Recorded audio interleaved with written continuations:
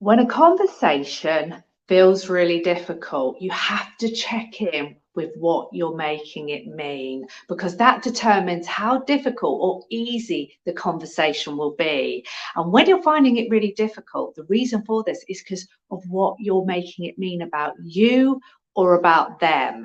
So we focus on the surface issues, the who's done the most household chores, who got up first for the fur babies or the kids, who's worked the hardest that week. We focus on that because it's easier than focusing on the stuff underneath, which is a fear that there's something wrong with you or me or the relationship. Okay, so if it feels really difficult, even though it may not seem like it, that is why you're finding it so difficult, because you're worrying about what it means about you or them. And how you know that you're doing this is if emotion is high. So if you're feeling really angry and that's making it difficult to talk about this, or you're feeling really anxious and that's making it difficult to talk about this, is an indication that you've made it mean something serious about you or them or this relationship.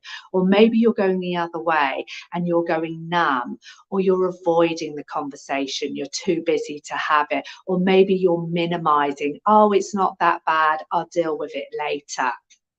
So another clue as to what you're making it mean about yourself is if you're defending.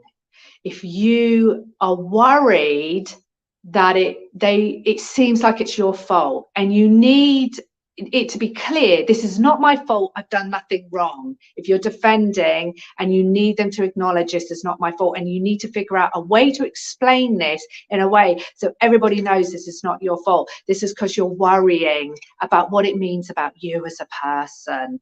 Okay, and if it are on the same level, you need them to understand it's their fault. Yeah, so when we're going to right or wrong, we're getting we're getting tangled up in who's right and who's wrong, trying to figure it out. We're going to black and white thinking. Okay, when we're scared, when we're worried, we go very black and white. Okay, so the key to making a difficult conversation easier is to stop making it mean anything about you or them or the relationship. Okay, so if this doesn't mean something about you, it will be lighter, it will feel easier, it won't feel so serious. You know, you are a good person, they are a good person. Although you feel very stressed about this situation, if you just don't allow that to be up for discussion, it's not that they're an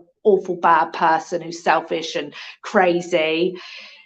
It's just that they've misunderstood, I've misunderstood. If you can assume positive intent and not go to that scary place that we go to, our brains take us to the scary black and white stuff when it's uncertain. If you don't go there and you just assume nothing has gone wrong and let's just figure this out.